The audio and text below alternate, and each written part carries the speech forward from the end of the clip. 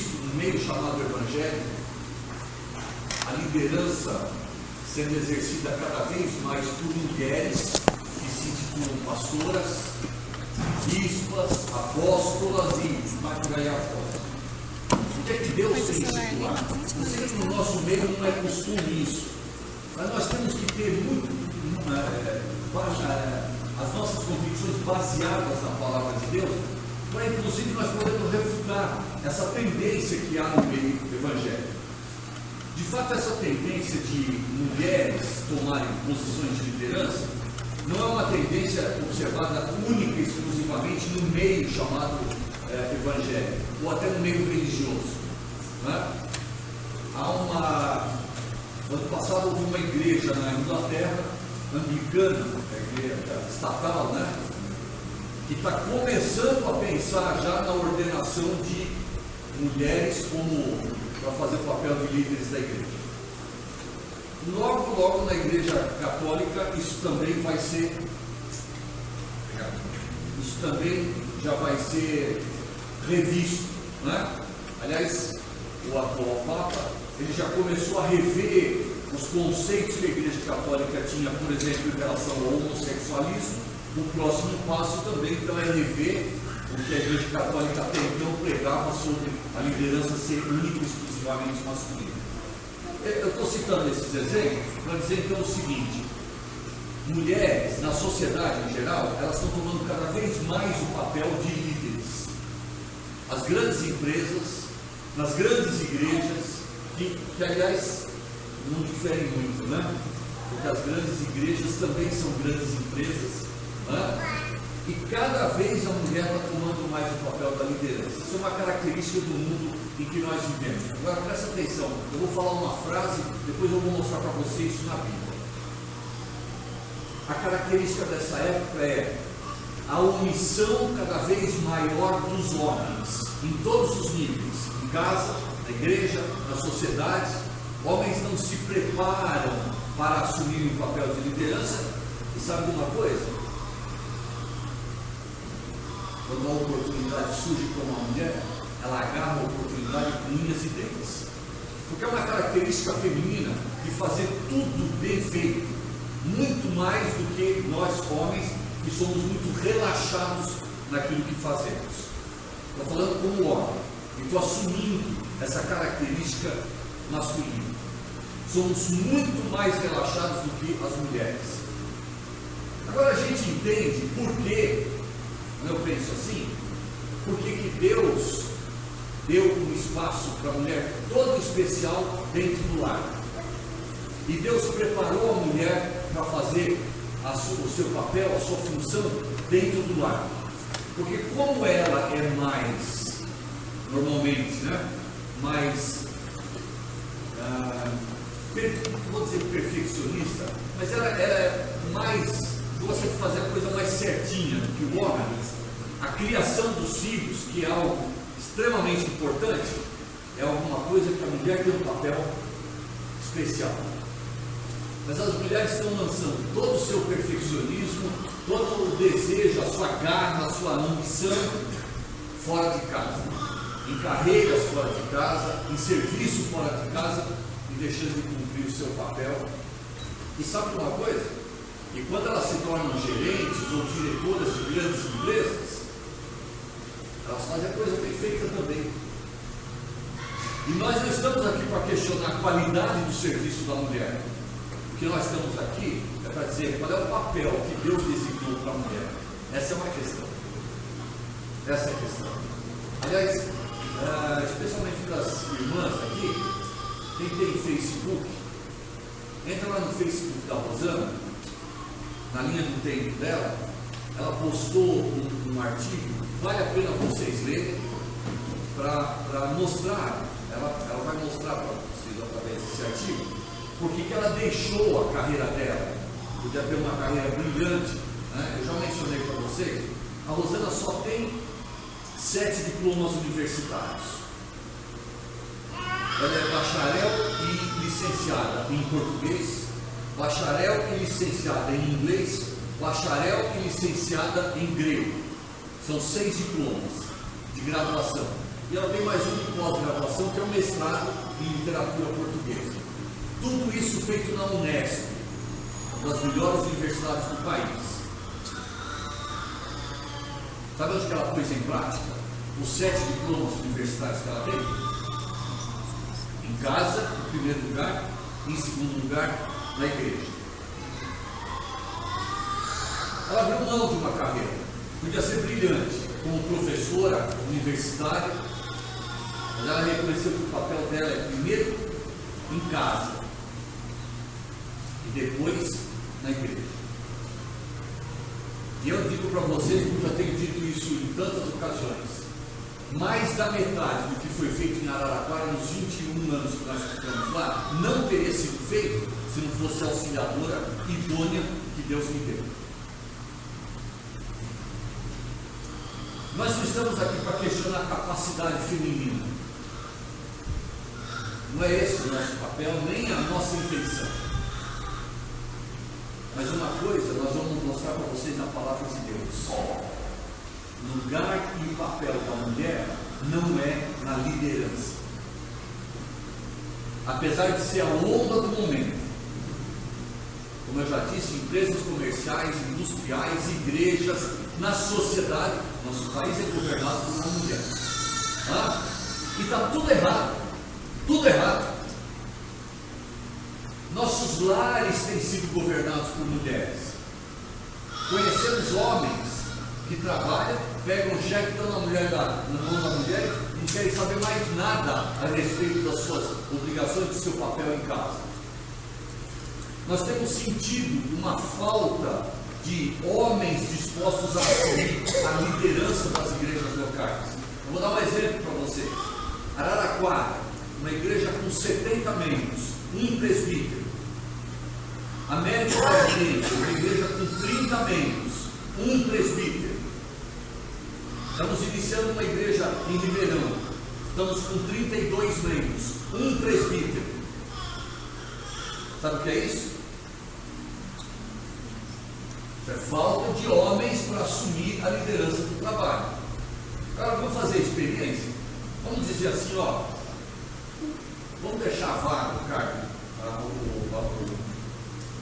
o posto, né? Não o cargo, o posto do presbítero, a função de presbítero, e vamos abrir a possibilidade para as mulheres. Sabe o que vai acontecer? Todas essas igrejas que são guiadas por um homem, humanamente falando, vai ter 3, 4 mulheres para assumir a direção. E garanto para vocês que elas vão fazer bem feito o trabalho. Então, não estamos aqui para questionar a capacidade, as intenções, fazer bem feito ou mal feito. Não é essa a questão. Mas, meus queridos, liderança é algo que Deus colocou nos ombros do homem. E isso está claramente mostrado na palavra de Deus. Vamos abrir as nossas Bíblias em Gênesis capítulo 1. Você quer distribuir? Pode distribuir. Tá. Quem puder ajudar então, R$1, o Giliard está distribuindo aí. Quem não puder ajudar com R$1, pode dar 2, pode dar 3. Se não tiver troco para 50, o Elcio já paga de todo mundo também. Está tudo em casa.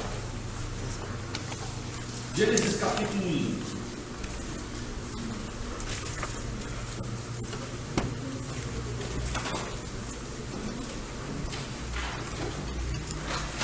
Alguém pode ler para nós versos 26 e 27? Também disse Deus: façamos o homem à nossa imagem, conforme a nossa semelhança. Tenha ele domínio sobre os peixes do mar, sobre as aves dos céus, sobre os animais domésticos, sobre toda a terra e sobre todos os répteis que rastejam pela terra. Criou Deus, pois, o homem à sua imagem, a imagem de Deus o criou, homem e mulher os criou. Nesses primeiros versos, falando da criação, nós vemos aí de uma forma genérica, homem e mulher, os dois sendo criados. Mas Deus teve o cuidado de registrar na sua palavra sempre o homem primeiro. Será que ele estava querendo falar alguma coisa? Será que foi uma tendência machista de Moisés ao escrever isso? Será que foi uma questão aleatória ou Deus estava querendo ensinar alguma coisa? Vamos para o capítulo 2, verso 7.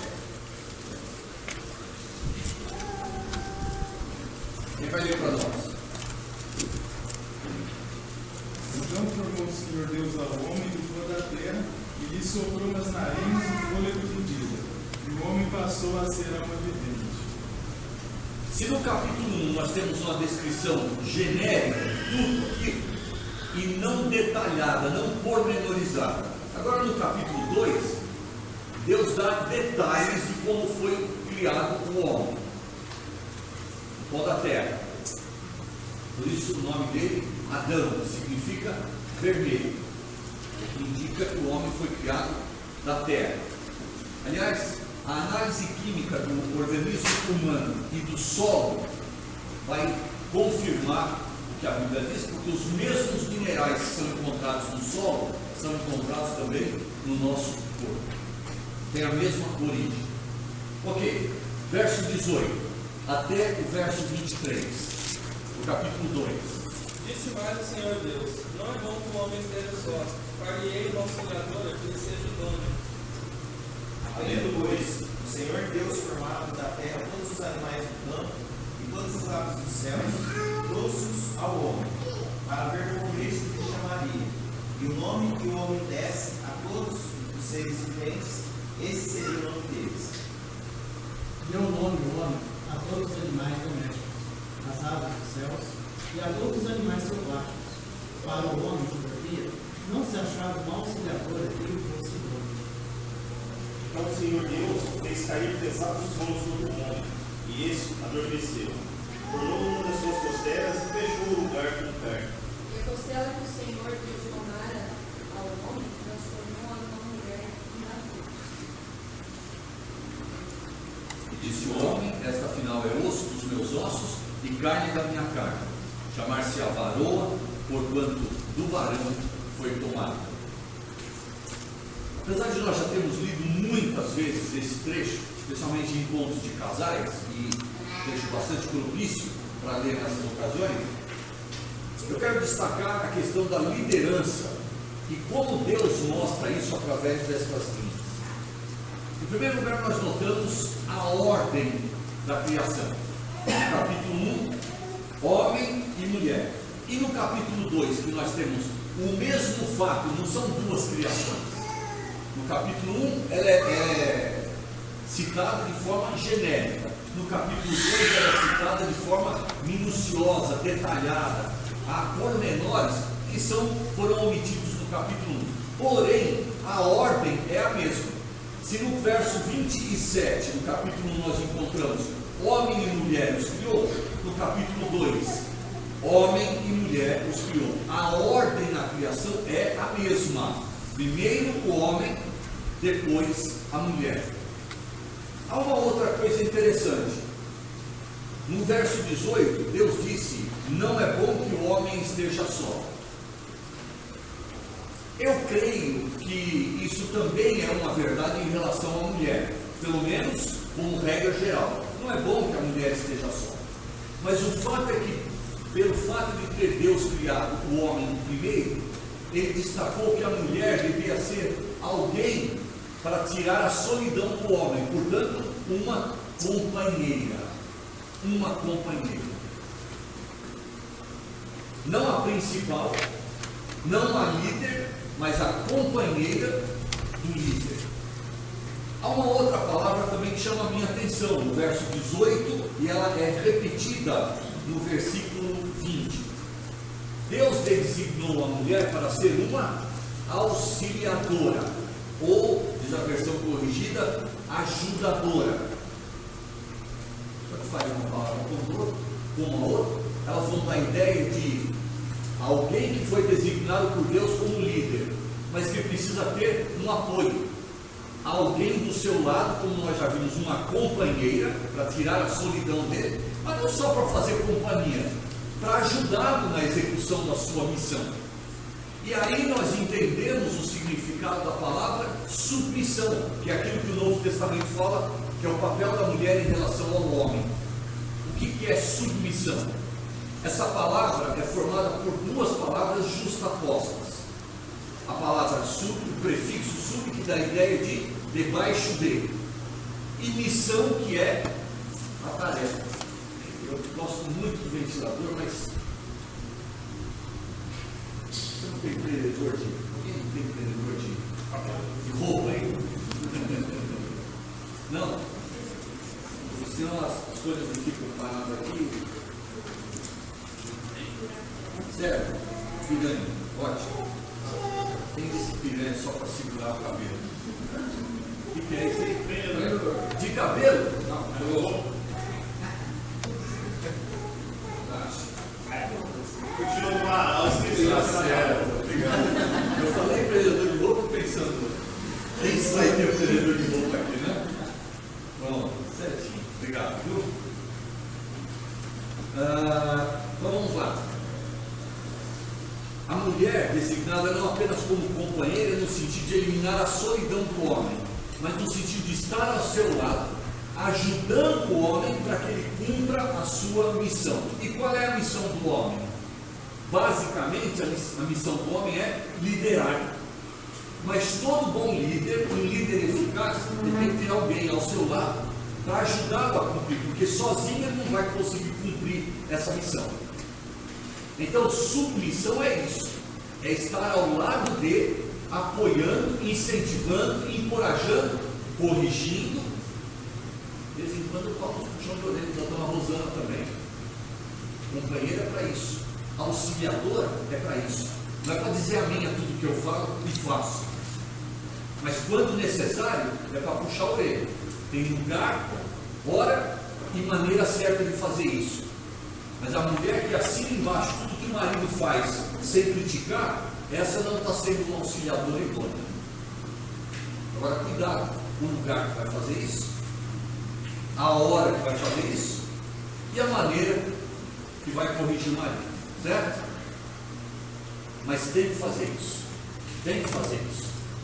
Especialmente quando o marido faz algumas coisas erradas, tem que ter alguém, e ninguém mais, ninguém menos do que a mulher, é o ser que mais ama o marido, para dar um puxão de orelha. E quando os dois entrarem lá no quarto, ó, vem cá, meu bem, você fez isso, você falou isso, mas não está certo. Tá? Inclusive algumas coisas que eu falei até no público, eu fui corrigido. Mas lá no quarto, né? Bom, a ordem, primeiro o homem e a mulher, depois a mulher. Função dela, auxiliadora. E auxiliadora de que tipo? Idônea, quer dizer, capaz, preparada, capacitada e que faz o seu serviço bem feito. Alguém para ser companheira, e ela vai mostrar esse companheirismo quando ajudar o homem a cumprir a sua missão, que é a missão de liderança. Em seguida nós vemos que ela foi tirada, ela foi feita de uma costela tirada do homem. E isso nos faz pensar alguém para ser colocado do lado do homem. Companheiro é isso, é alguém para colocar ombro a ombro, lado a lado, um do lado do outro. Não alguém para ser pisada, não alguém para tomar a liderança, e por isso Deus não tirou o moço nem do pé e nem da cabeça e transformou na mulher, mas alguém para ser colocada do lado, e particularmente costela está bem do lado do coração, alguém para ser amada, respeitada, cuidada, protegida pelo homem. Isso é o que Deus espera. Agora nós não vamos ver no capítulo 3, mas você conhece a história. Quem foi que Satanás tentou para tomar e comer do fruto proibido? E ela foi consultar o marido quando fez isso? Quando tomou e comeu do fruto? Não? Sabe o que ela fez? Essa foi a primeira usurpação de liderança que a Bíblia registra, ocorrida aqui na terra. Ela fez alguma coisa que não tinha que fazer, não só pelo fato de desobedecer a ordem de Deus, mas ela fez algo sem consultar primeiro o líder do lar que Deus estabeleceu, o marido. E sabe, a palavra de Deus deixa muito claro que quando a liderança de qualquer lugar, de qualquer instituição é desrespeitada, o que aconteceu? Coisa boa. Nosso irmão Warren começou falando isso na manhã de hoje. O princípio de autoridade. Isso é a organização de qualquer instituição, de qualquer sociedade que nós conhecemos. Uma sociedade que não tem autoridade é uma sociedade anárquica, bagunçada, caótica, tudo de perna para o ar. Qualquer lugar que você imagine, qualquer sociedade, inclusive a família, tem que ter autoridade. Igreja tem que ter autoridade. Nação tem que ter autoridade. Um clube tem que ter autoridade. Tem o presidente, o vice-presidente. Todo lugar que você imagina organizado tem o princípio de autoridade. Eva passou por cima desse princípio e, sem consultar o seu líder, e sem tirar um parecer, e sem saber se o líder aprovaria, ela tomou a liderança. E aí, por isso é que nós vivemos num mundo hoje de pecado. Vamos enxergar esse princípio. Mulher não foi feita por Deus para liderar. E quando ela quis fazer isso, deu errado. O pecado foi cometido. Agora olhem para o verso 10. Verso 9. Deus chegou ali no jardim do Éden. Com quem que ele foi falar primeiro? Por coincidência, de novo. Quem foi que ele procurou? O líder. O líder. Se tem alguma coisa errada aqui, o problema é na liderança. E Deus foi direto e falou com o líder. Depois ele cobrou da mulher. Mas primeiro, então, a ordem da criação, o papel que Deus designou a cada um. Agora a cobrança quando algo vai errado. Deus cobrou do líder. Homem, onde estás? Que fizesse? O líder. Não é assim que funciona também nas fábricas? Tem alguma coisa errada naquela seção? O gerente não vai chamar um operário e dizer, ó, você está fazendo isso errado. Vai chamar o supervisor daquela seção e dizer, ó, está acontecendo isso. Sabe uma coisa? Ele sabe que o supervisor está abaixo dele e que o operário também está abaixo dele, mas ele sabe que existe um princípio de autoridade, de hierarquia na autoridade, e ele vai respeitar esse princípio.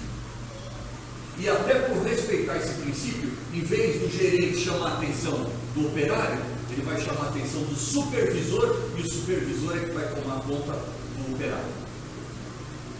O que Deus está fazendo aqui é exatamente o mesmo.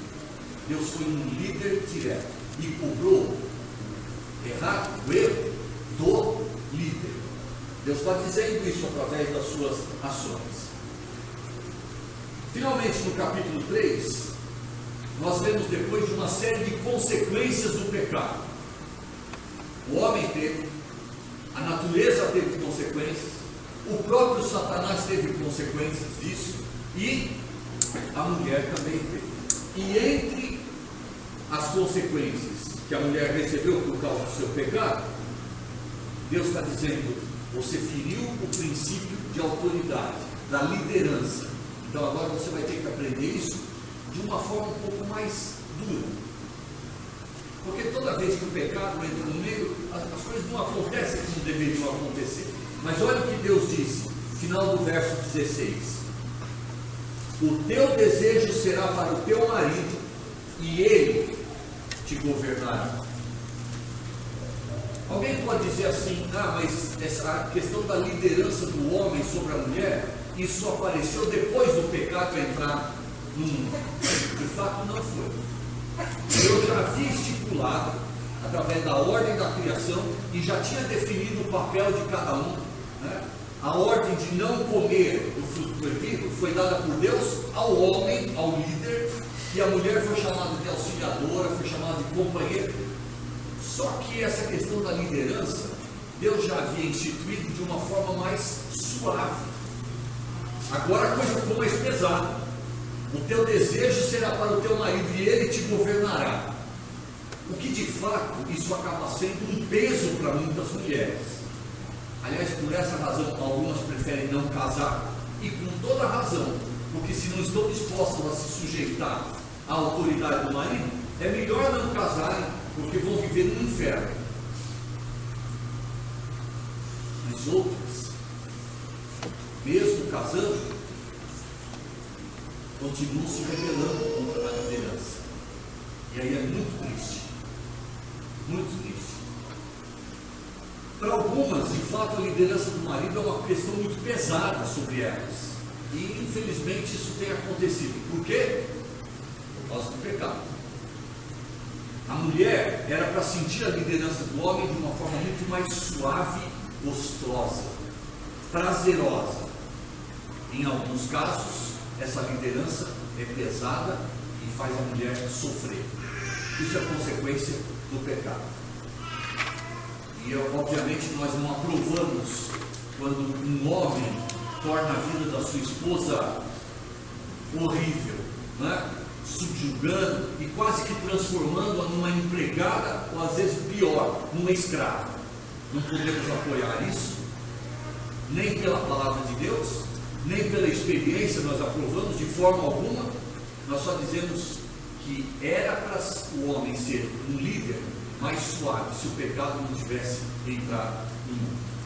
Bem, quando nós olhamos a criação, ela nos dá uma ideia do que Deus quer do homem e da mulher dentro do âmbito familiar. Hoje, o que é que Deus espera de nós? Porque o plano de Deus no início não mudou até hoje. Deus espera que cada marido seja o líder do seu lar. E Deus espera que cada esposa seja a companheira e auxiliadora idônea que todo marido precisa. Quando isso é praticado, nós suavizamos um pouco a carga conjugal que temos sobre nós e tornamos mais gostosa a vida familiar. Só fazer um parênteses. O que é ser um líder dentro do lar? É bom nós pensarmos um pouco, especialmente os homens aqui. É puxar a família. Não é empurrar a família, mas é puxar através do seu exemplo, através do seu amor a Deus e a sua palavra. É dizer para os familiares, esposa e filhos, venham junto comigo. A minha esposa conta que o pai dela, antes de se converter, levava a família de carro na porta da casa de oração quando eles moravam lá em Tuberá. Deixava minha sogra e as filhas na casa de oração e voltava para casa. Isso não é ser líder que Deus espera. Isso não é ser líder. É dar o exemplo. E a liderança mais eficaz é aquela que se processa não com palavras, mas através dos atos que me colocam como um exemplo digno de ser imitado pela minha esposa e pelos meus filhos. Pensa, cada homem aqui, se você está sendo o líder que Deus deseja que você seja no lar. E as mulheres, como esposa, pense se vocês estão sendo as auxiliadoras idôneas, ou a auxiliadora idônea, e a companheira que Deus quer que você seja para o seu marido. Liderança no lar masculino. Mas quando nós chegamos na história do povo de Israel, para a sociedade civil, o que a palavra de Deus tem a nos dizer? Bem, vamos lembrar o caso da história do povo de Israel no período patriarcal. Quem são aqueles grandes homens de Deus desse período? Vamos começar pelo mais antigo deles, Jó. Quem era o líder, não apenas na família, mas no clã de Jó? Ele. Isso fica muito claro quando no capítulo 1 do livro de Jó, ele era o sacerdote da sua família. E como sacerdote, qual era o papel do sacerdote nos tempos do Velho Testamento? Ser um representante do povo, do homem, diante de Deus. Jó era o representante da sua família diante de Deus. Ele era o sacerdote, ele era o líder. E ainda bem que ele era o líder, porque quando a sua esposa, quebrada, entristecida, em depressão por causa dos acontecimentos em família, e cuidado para não jogar pedra demais na esposa de Jó, porque eu e vocês, se estivéssemos na situação dela, não sei se nós teríamos feito diferente, não. Eu não estou nem pensando nos camelos e cabras e bois e vacas e cavalos que ela perdeu num dia só. Eu estou pensando em quantos filhos? 7 filhos num dia só. O que você acha? Espelha. Coloque-se no lugar dela antes de jogar pedras nela. Né? Mas ainda bem que o líder do lar, quem era?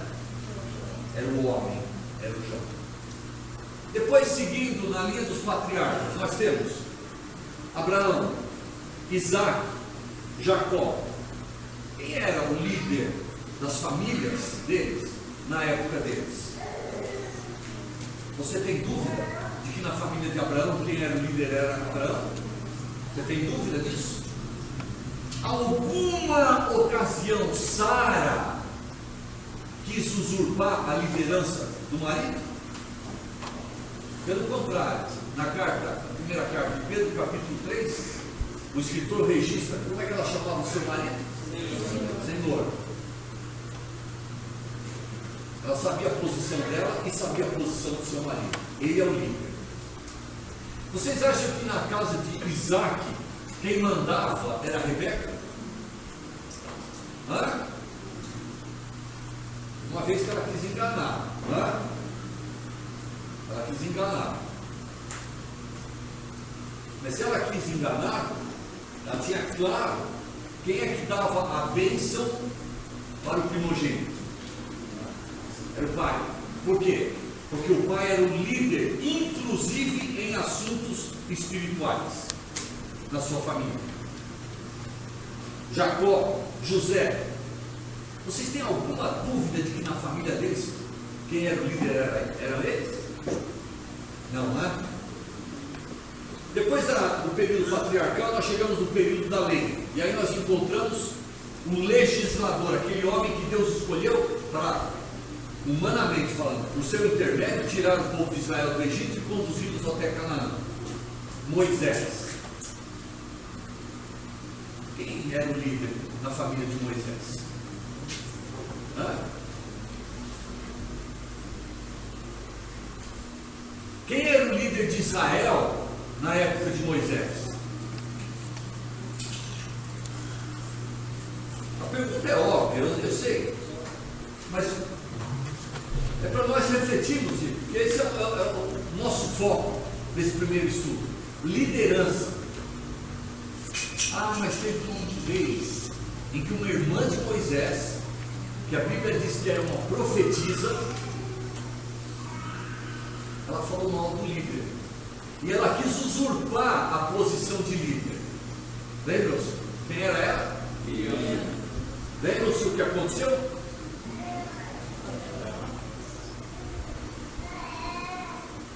O que aconteceu? Lepra.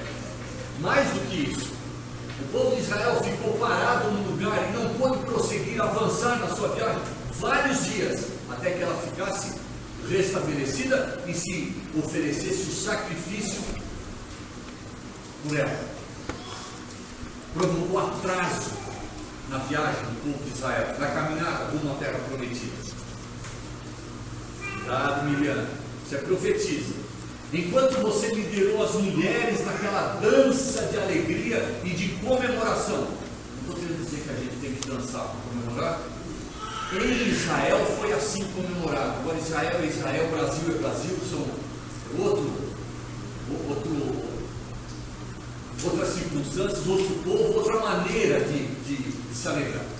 Né? Até hoje, as danças, as festas judaicas têm muito disso. Até hoje. É cultura deles. Não é cultura do brasileiro.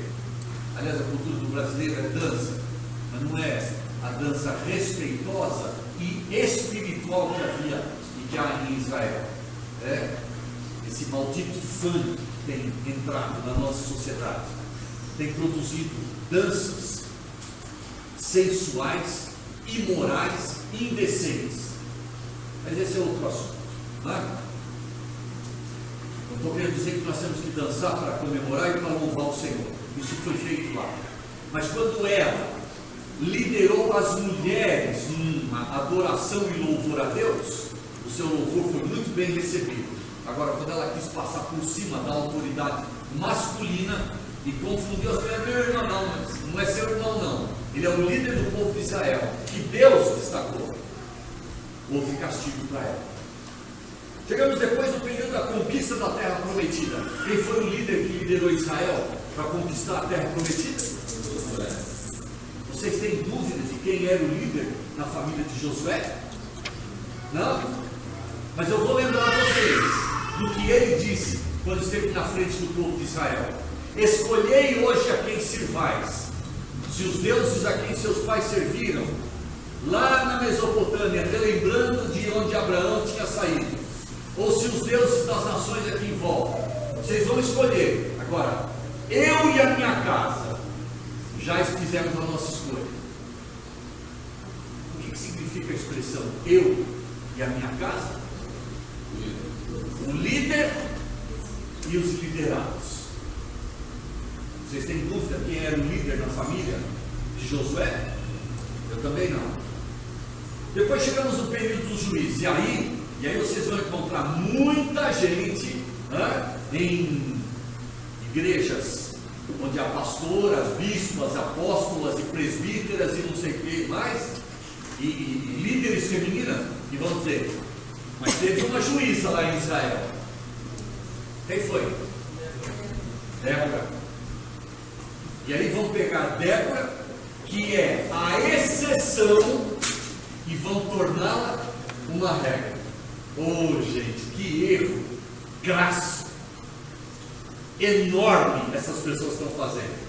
Nunca faça de uma exceção a regra para aquela circunstância. Exceção é exceção. O nosso irmão Warren hoje de manhã deu uma aplicação, o que é regra e o que é exceção. Em relação às autoridades, qual é a regra que a palavra de Deus diz? Regra geral: todo homem esteja sujeito às autoridades, ponto final. Essa é a regra. Ah, mas tem algum caso em que eu posso desobedecer? Então esse algum caso é exceção. Pedro nos diz, antes importa obedecer a Deus do que aos homens. Agora o que Pedro está contrariando Paulo? Eles estão falando coisas diferentes? Não. Paulo está tratando do princípio genérico. Pedro está dizendo de uma exceção. Eles foram proibidos de pregar o Evangelho. Nós não vamos ouvir a você, porque uma autoridade superior a você, o nosso Senhor, disse: ide por todo mundo e pregai o Evangelho a toda criatura.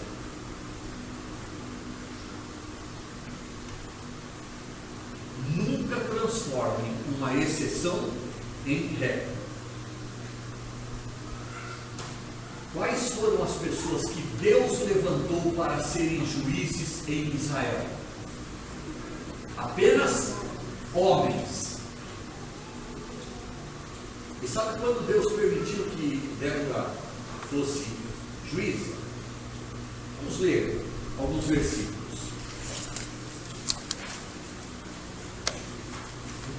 Livro de Juízes,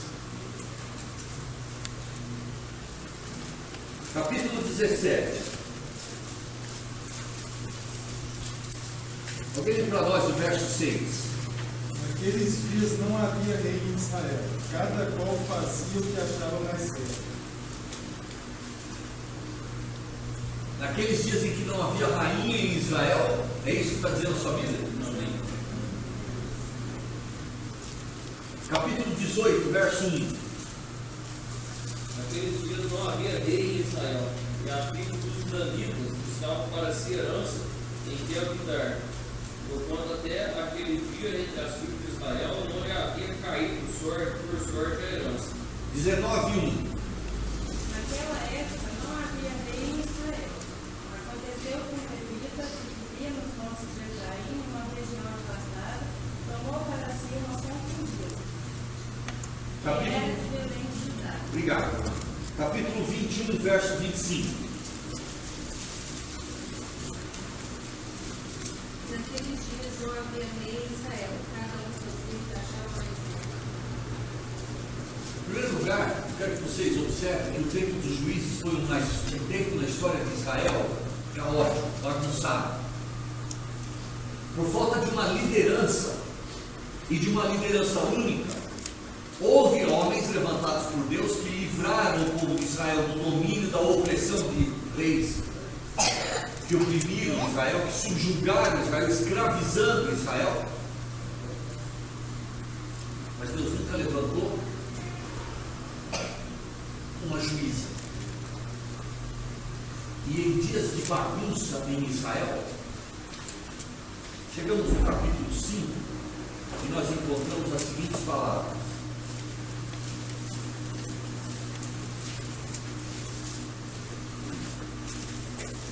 Desculpa, capítulo 4, verso 4.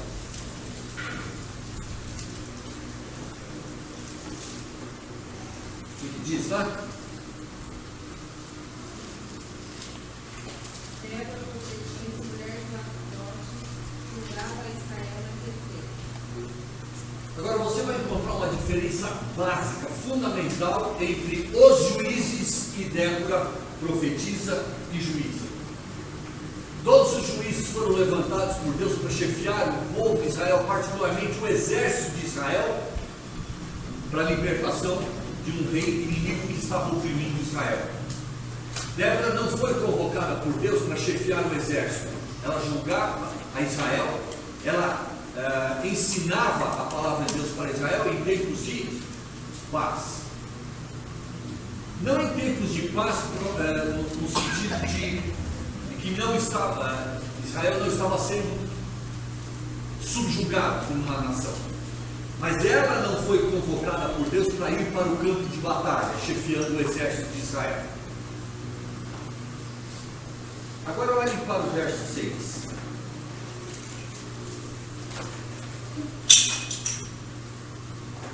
Mandou ela chamar a Baraque, filho de Abinoão, de Quedes, de Naftali, e disse-lhe: porventura o Senhor Deus de Israel não deu ordem, dizendo: vai e leva gente ao monte Tabor, e toma contigo 10.000 homens dos filhos de Naftali e dos filhos de Zabulon? Quem é que Deus tinha convocado para ir para o campo da batalha, chefiando o exército de Israel? Perceberam?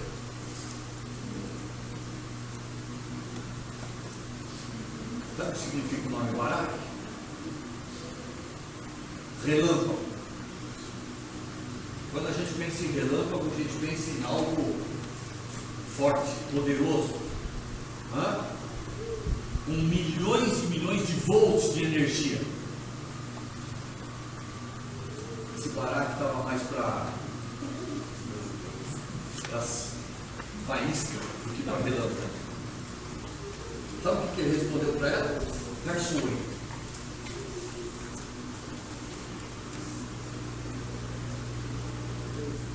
Então ele disse para: se fores comigo, irei.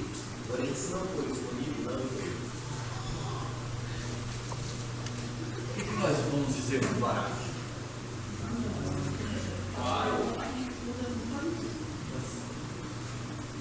Isso daí, quando a gente é bonzinho, né?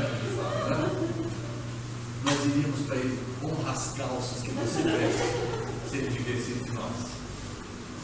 Seja homem no sentido da palavra. Hombridade. É isso que nós esperaríamos dele. Alguém que Deus convocou para o campo da batalha. Ele está dizendo: eu só vou se você, mulher, for comigo para a batalha. No lugar de mulheres na batalha, no meio dos soldados, do sangue, e simplesmente porque Deus não preparou a mulher para a liderança. E Deus não deu a casca grossa para a mulher que deu para o homem, para suportar os rigores do campo de batalha, do dia a dia. Bem, vocês sabem a história. Ele foi porque ela o acompanhou, mas ela falou: eu vou com você, mas a honra da vitória não vai ser sua. Quem foi que matou Císera, comandante do exército de Jabim? Quem foi que matou? Uma mulher chamada Jael. Císera foi para a tenda dela, ela deu comida, bebida, ele adormeceu, uma estaca e uma marreta, ela cravou de um lado, saiu do outro. Uma mulher valente o suficiente para matar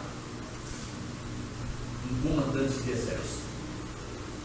E aí nós diríamos assim: bom, então agora Deus vai, pelo menos nessa situação, Deus vai aprovar que a mulher tome a liderança, né? Aí nós chegamos lá em Hebreus 11, e eu vou terminar com esse versículo. Alguém lê para mim Hebreus 11 e 32?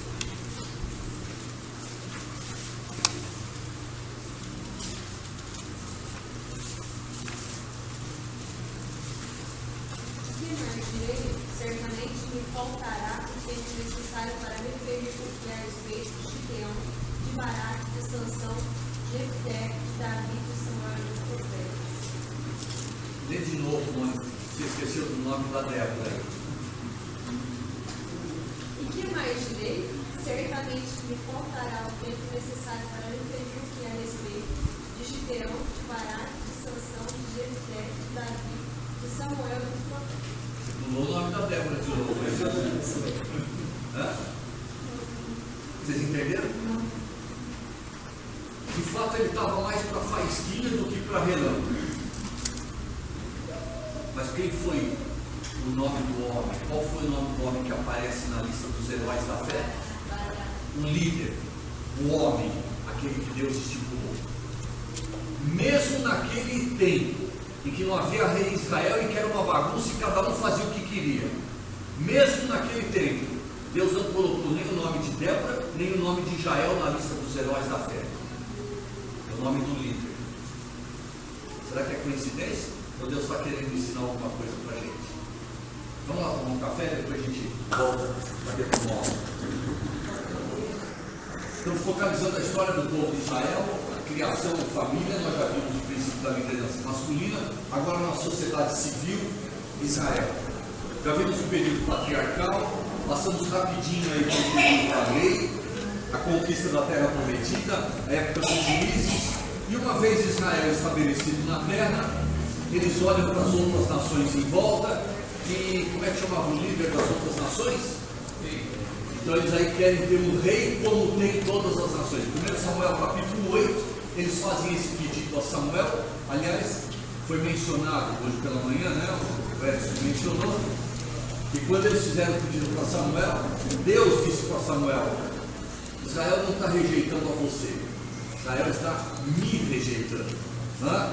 Eles querem um rei porque eles querem uma figura humana liderando, e eles querem abrir mão da liderança divina.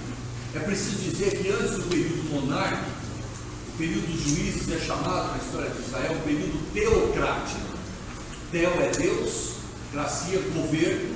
Então era o governo de Deus diretamente, porque ele escolhia cada juiz que era levantado para defender o povo de Israel e libertá-lo da opressão do rei inimigo. Mas agora não tem mais, porque monarquia é um sistema de governo diferente, né? O homem é rei.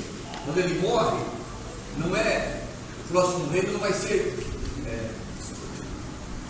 escolhido por Deus, mas é o filho do rei. Monarquia é um sistema de governo que se transmite de geração em geração. E era nesse sentido então que Israel não queria ter a direção direta de Deus na escolha do líder. Bem, temos primeiro o período do reino único, as 12 tribos juntas, e aí nós temos 3 reis de Israel. Primeiro, Depois 40, 40 e 40. 3 tempos de 40 anos. Só homens governando Israel. Depois o filho de Salomão, Roboão, promove a divisão. E aí apareceu o reino do norte, Israel, reino do sul, Judá. 10 tribos ao norte, 2 tribos ao sul. Quantos reis houve nos 2 reinos? Aproximadamente 20. Mas sabe de uma coisa? Só reis. Não, peraí. Teve uma rainha na história do povo de Israel. Alguém lembra o nome dela? Atalia. Sabe o que aconteceu para ela governar? Vamos ler 2 Crônicas, capítulo 22.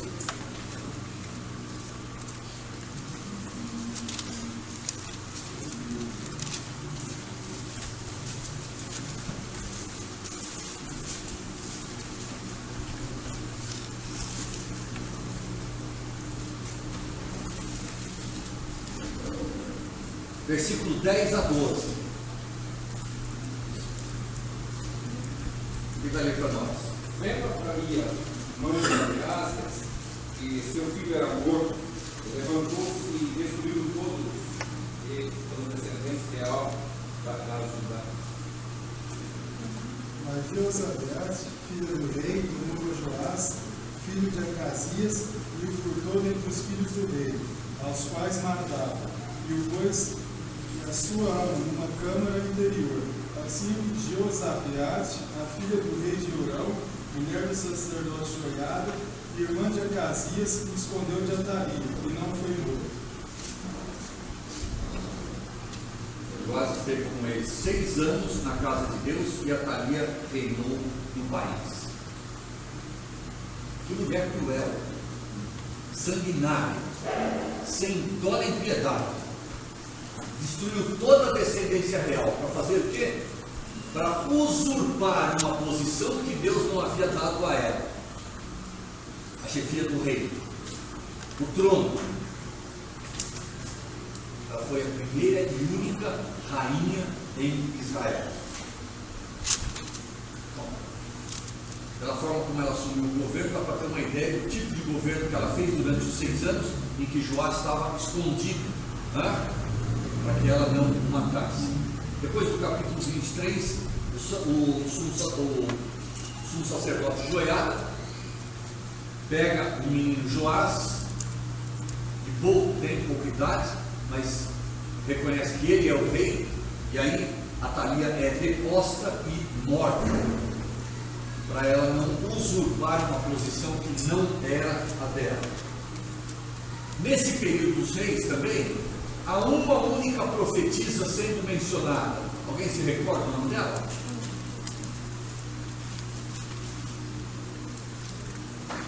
Capítulo 34 do 2 Crônicas.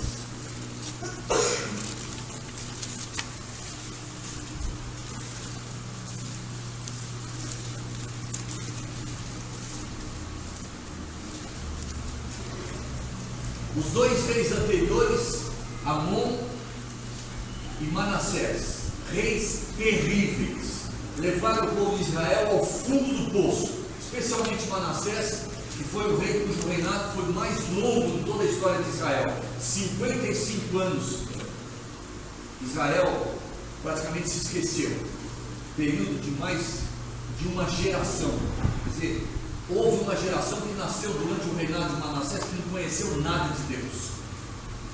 Ausência total do conhecimento de Deus naquela geração. Mas agora, quem está no trono é um menino chamado Josias. E ele promove um dos 3 reavivamentos que ocorreu durante o período dos reis. A primeira coisa que ele foi lá no templo, mandou o sacerdote e o escrivão lá no templo, fechados, tudo empoeirado, sujo, não era utilizado há décadas. Mandou fazer uma faxina. E quando fizeram a limpeza lá no templo, acharam um rolo. O escrivão começou a ler o rolo. Ele percebeu que é a palavra de Deus. Leu perante o rei. E a palavra de Deus promoveu um reavivamento na história do povo de Israel. Olhe para capítulo 34, verso 22.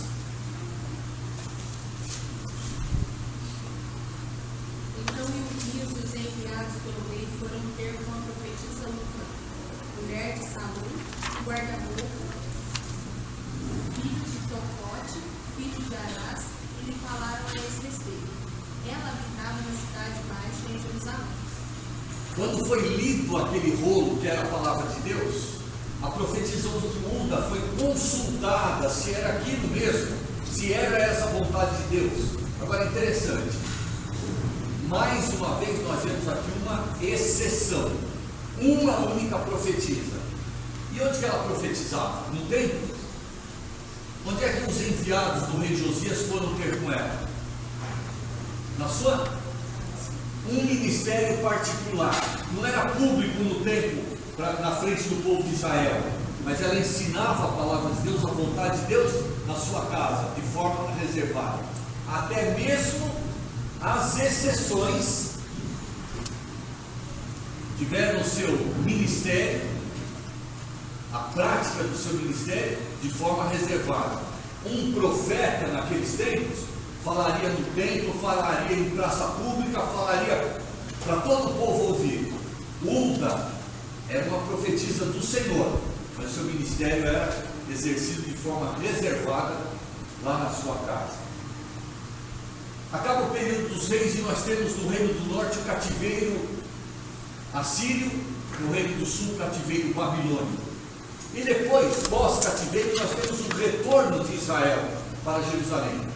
3 do povo de Israel para o país de Israel. 3 retornos. O primeiro chefiado por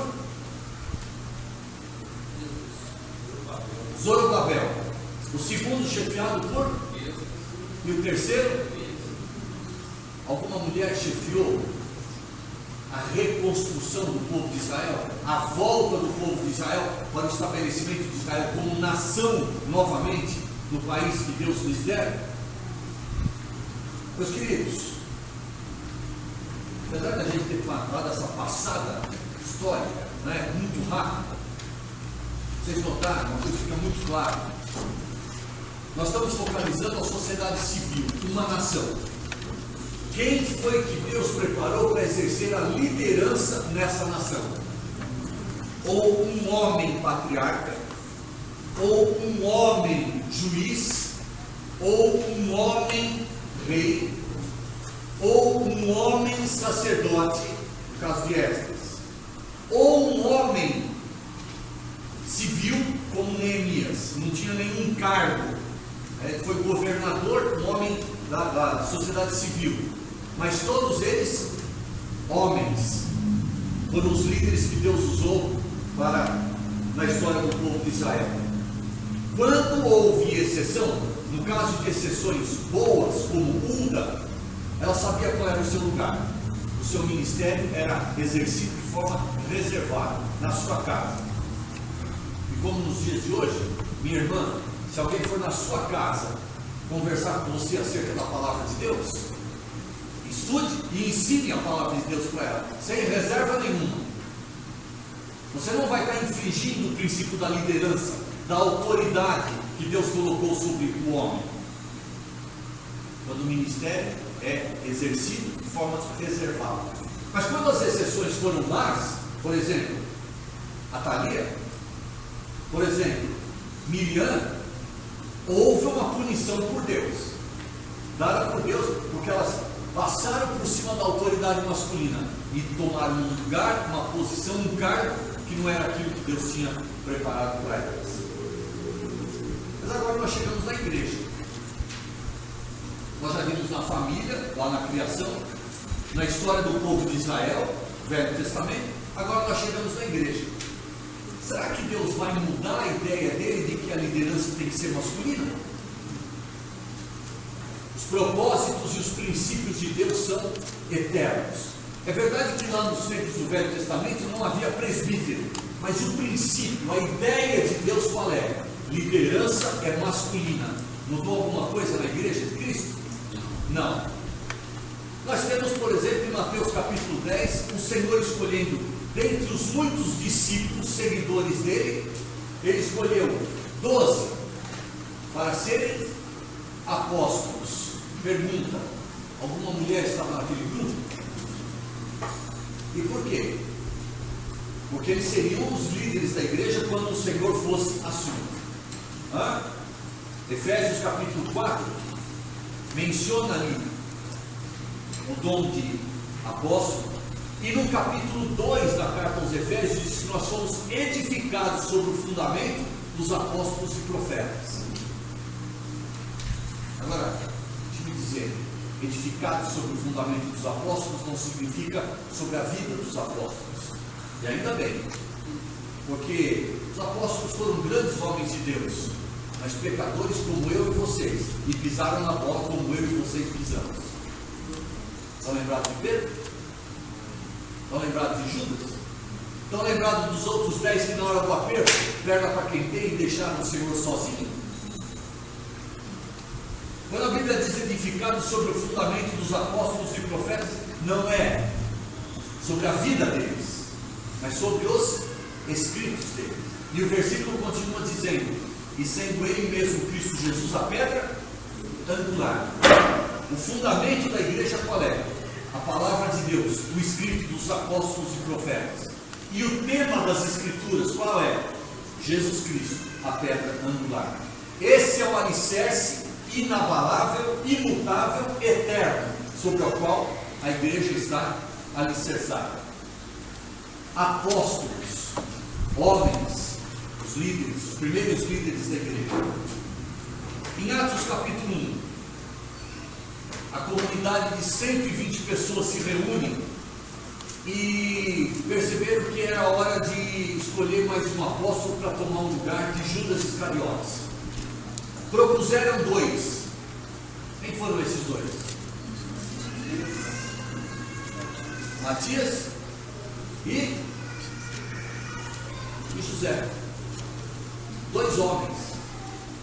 Nenhuma mulher, apesar de Lucas registrar no capítulo 1 que as mulheres estavam juntas com eles em oração, aguardando o cumprimento da promessa que o Senhor havia feito, a descida do Espírito Santo. 2 homens foram propostos, e um deles, Matias, foi votado no lugar com os apóstolos, fechando o grupo novamente de 12. Nós não vamos discutir se eles fizeram certo ou errado, se aquela vaga devia ser ocupada mais tarde por Paulo. Essa não é a questão. Mas se fosse ocupada mais tarde por Paulo, o argumento seria: continuaria existindo. Apóstolos foram homens escolhidos pelo Senhor para serem os futuros líderes da igreja. Depois chegamos no capítulo 13 de Atos.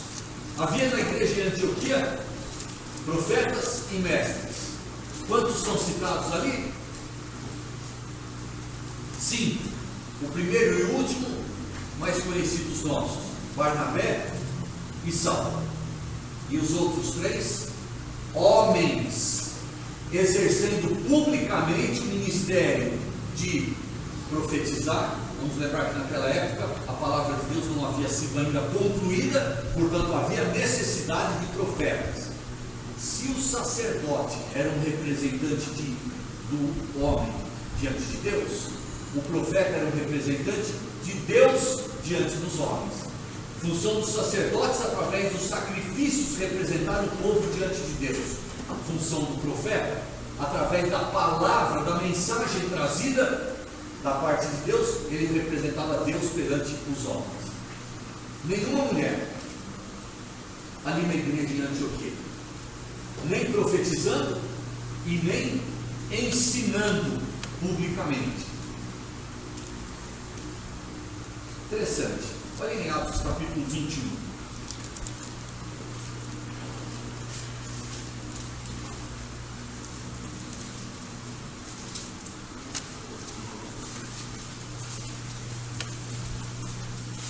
Profetizas.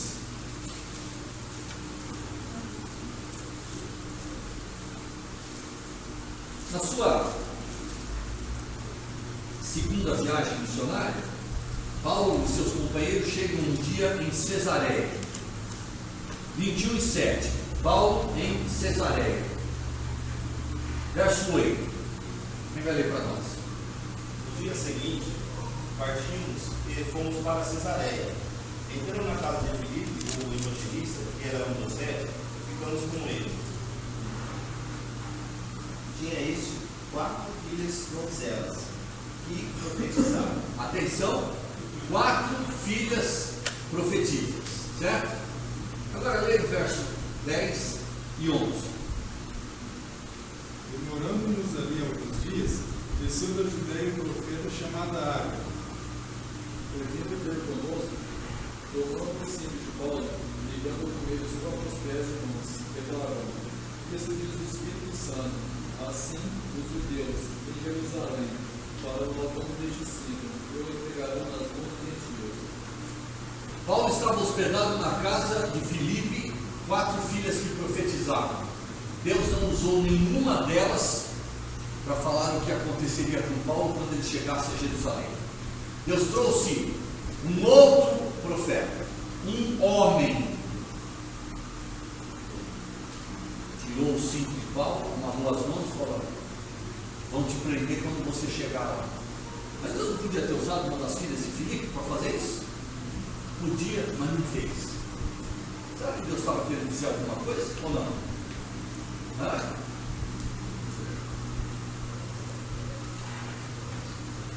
Talvez você tenha lido esse texto e tenha passado por cima desse detalhe, mas há detalhes na Bíblia que devem chamar a nossa atenção. Quando Deus diz que o ministério público é para ser feito por homens, é assim. Ele registra na sua palavra o que deve acontecer.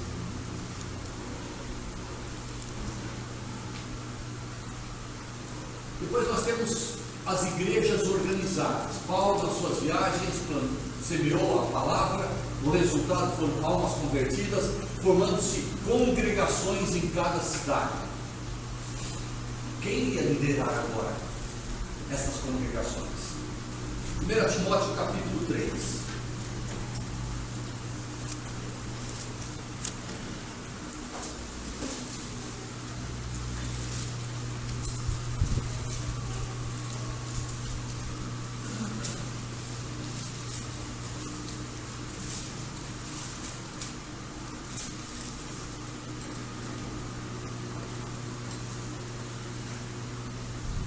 Quando ele dá as qualificações do líder, que na palavra de Deus é chamado de bispo, presbítero ou pastor, são 3 palavras que se referem à mesma pessoa. Atos capítulo 20 deixa isso claro. A diferença entre a versão atualizada e a versão corrigida é que a versão corrigida, em vez de presbítero, aparece a palavra ancião, mostrando com isso que deve ser alguém de maturidade espiritual. Não é velho no sentido físico, é alguém de maturidade espiritual. Bem, ao dar as características dessa pessoa, diz o verso 2, é necessário, portanto, que o bispo, está falando a bispa, o bispo seja irrepreensível, e isso fica mais claro quando diz esposo de uma só mulher. É óbvio, então, que a liderança tem que ser masculina, um homem, liderando, um homem não, vários homens, né? A ideia é sempre da liderança pluralista, liderando igrejas locais. E aí você tem uma série de características. Agora um parênteses interessante. Você vai ler até o verso 7, você vai encontrar as qualificações do presbítero. Verso 8. Semelhantemente, quanto a diáconos, e aí vem as qualificações dos diáconos. E no verso 11, nós chegamos da mesma sorte quanto a mulheres. E alguns, inadvertidamente, ou talvez até de propósito, está vendo? Ó, tem mulher aqui, junto com as qualificações do presbítero. São mencionadas mulheres. É porque aparecem mulheres depois que diáconos são mencionados. Agora, um erro que tem sido praticado muito nas igrejas evangélicas é considerar a liderança das igrejas formada por presbíteros e diáconos. Diáconos não fazem parte da liderança. A palavra diácono significa servo, aquele que serve a igreja. Em Atos capítulo 6, apesar da palavra não aparecer ali como diácono, mas aparece o termo diaconia, foram escolhidos 7 homens para servirem à mesa, cuidando da distribuição de alimento às viúvas, né, da igreja em Jerusalém. Eles eram diáconos, não eram presbíteros. Eles eram aqueles que serviam a igreja, não aqueles que lideravam a igreja. Se bem que a liderança da igreja também é um serviço para a igreja. Mas liderança é uma coisa. Eu tenho encontrado algumas igrejas que começam, não ensinam isso, mas na prática funciona assim.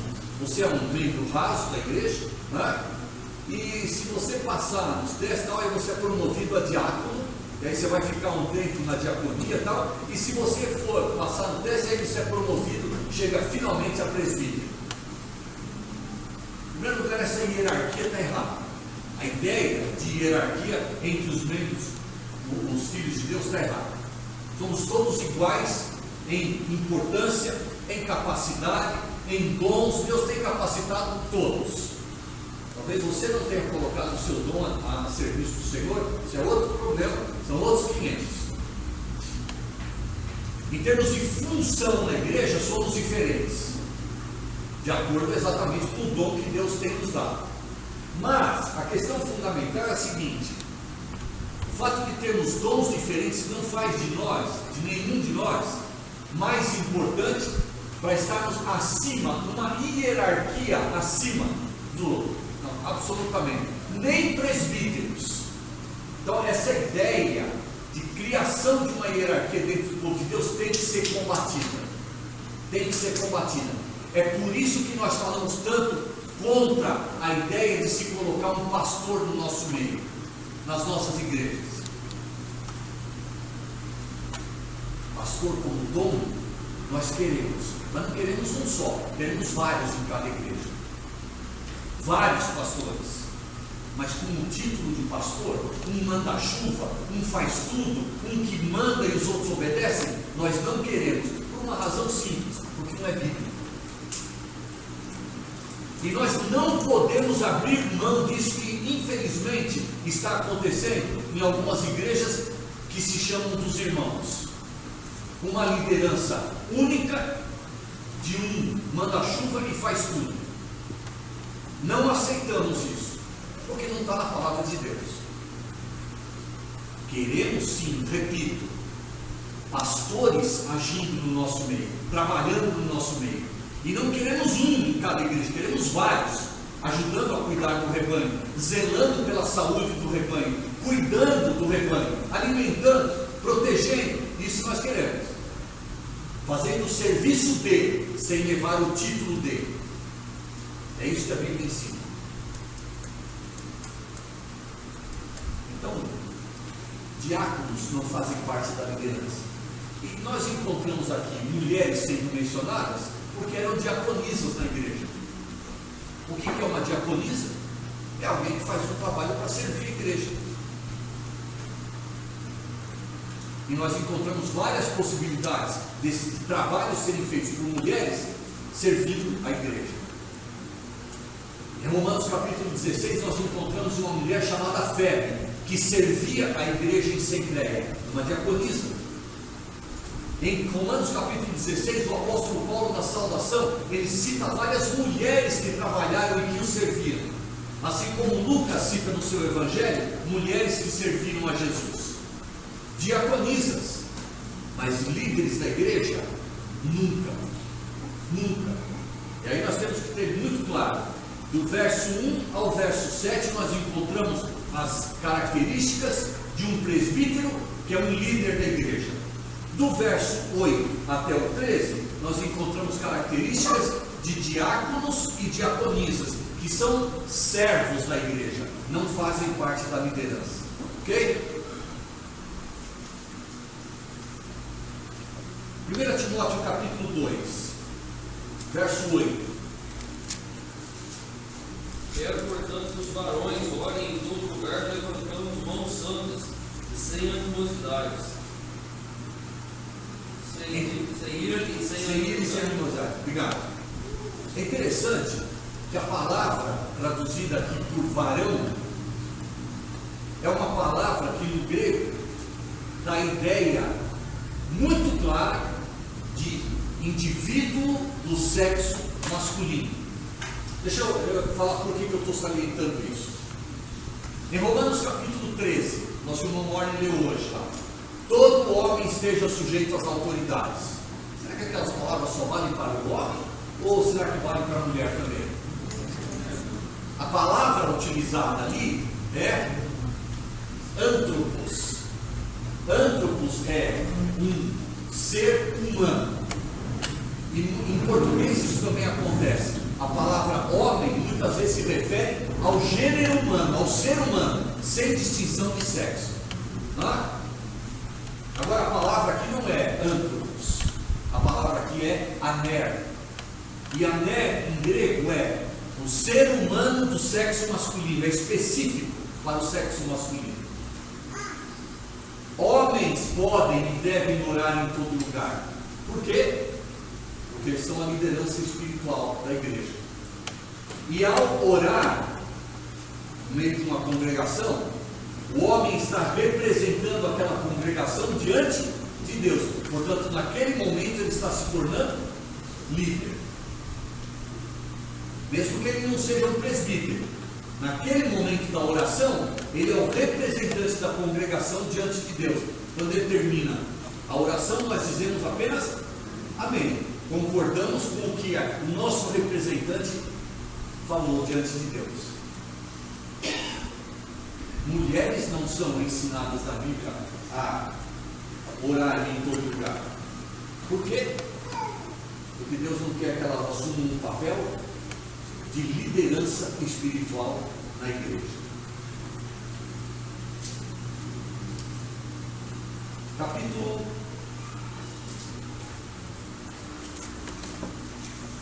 Ainda no capítulo 2, versículo 12, versículos 11 e 12. A mulher aprende em silêncio com toda a submissão.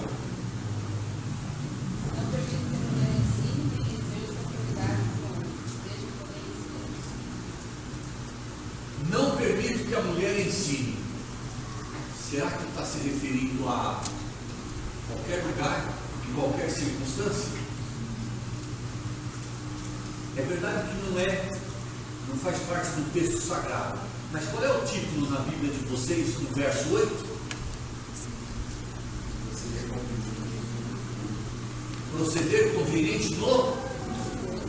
E na verdade esse título, que não consta do original, não faz parte do texto sagrado, ele foi tirado do verso 8. Quero, portanto, que os varões orem em todo lugar. E obviamente a referência é ao culto público.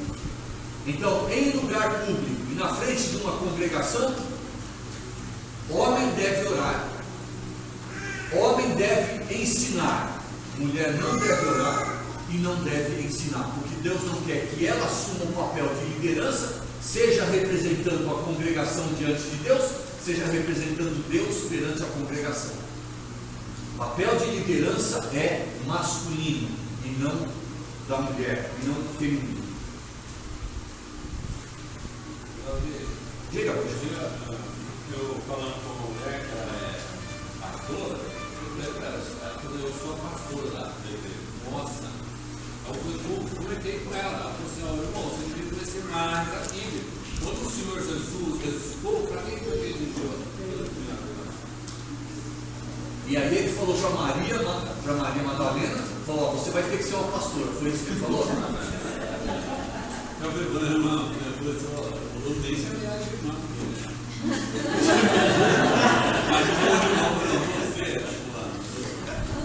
Mas agora deixa eu fazer uma pergunta para vocês. Nós estamos reunidos na ceia. Nosso costume é não ter alguém escalado para dirigir a reunião, ok? Certo?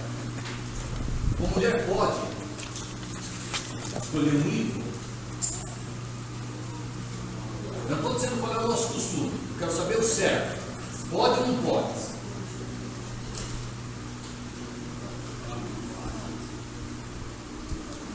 Eu acho que não. Sim, a minha convicção é que não.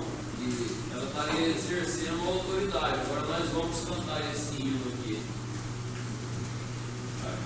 Por isso que eu digo. E se a mulher, por exemplo, na sua casa, orando, escolher sempre o seu marido? Amor, chegar lá, você pede assim, Eu pensei que se a mulher quiser, não pode o marido lá no marido. Por isso que eu perguntei antes para vocês, na ceia existe um líder escalado, nomeado para assumir a liderança daquela reunião. Então cada um que se levanta, naquele momento ele está sendo líder, certo? Percebeu isso? Por isso é que mulheres não podem pedir hinos nas ceias, porque naquele momento, se ela levantar e disser, vamos cantar o hino tal, ela está liderando a congregação e levando a congregação a cantar um hino. Nada impede que ela sugira ao marido. Agora faz isso em casa, não faz na frente não, porque é muito feio. Pede um hino tal. Faz assim não. Não faz assim não, porque fica muito feio. Mas ao sugerir, presta atenção nisso, ao sugerir em casa, o marido que peça um hino, vai ficar a critério do marido pedir ou não aquele hino. Então ela não está passando por cima da liderança dele, ela está sugerindo o hino, ela está mostrando a sua apreciação pelas palavras, pela melodia daquele hino, enfim, pelo espírito daquele hino, e aí até aí não tem nada de errado. Agora, se ela se levantar no meio da congregação e disser, vamos cantar o hino tal, ela passa a ser o líder naquele momento e aí ela está numa posição que não é a dela. Certo? Eu sei que algumas igrejas das nossas, mulheres escolhem hinos na ceia. Mas naquele momento, ela está usurpando uma posição que não é dela, líder da congregação. Davi, mas em conduta tem relação com 1 Coríntios 11, por exemplo? Ele fala sobre a questão do ouvir a mulher de vamos dizer, a autoridade, você não pôr a palavra certa assim. Estaria errado mesmo assim? Não, o nosso próximo assunto, Véu. Pode ficar isso. Espera 10 minutinhos aí. Eu vou ficar pensando na mulher na ceia. Aí eu vejo que você faz um paralelo aí. Já vamos já tratar sobre 1 Coríntios 11, que é justamente a questão do véu, e nós vamos mencionar essa questão de autoridade. Então, mais 10 minutinhos só aí, tá? Bom, concluindo. Quem é a liderança da família instituída por Deus lá na criação? O homem. Quem é a liderança da sociedade civil estipulada por Deus?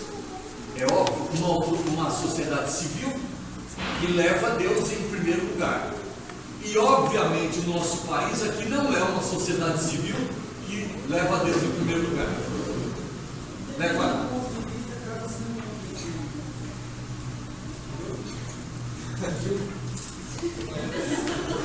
Você botou nela, né?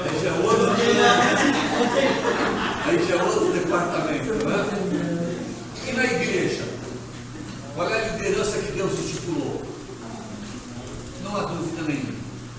Não há dúvida nenhuma.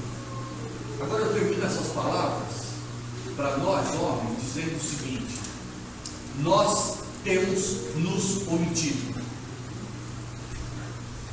Nós temos nos omitido. Homens têm aberto mão da sua posição de líder, do seu trabalho de líder em casa, jogando essa responsabilidade nas costas da mulher. Homens que deveriam ser o líder no sentido de provedor, já casam dizendo assim, ó, só que você vai ter que trabalhar para me ajudar. Isso é uma vergonha um homem dizer isso. Uma vergonha. Nós deveríamos nos preparar, eu estou falando homens, estudando, nos capacitando para defendermos o pão de cada dia da nossa família. Está errado a mulher trabalhar? Não, não está errado. Não está errado, a Bíblia não condena. O que está errado é a mulher dividir a posição de provedora do lar. Isso é uma responsabilidade do homem. Isso não é machismo, não. É o ensino da palavra de Deus. Homens, vamos reagir e tomar o nosso lugar, a nossa posição e exercer o nosso papel.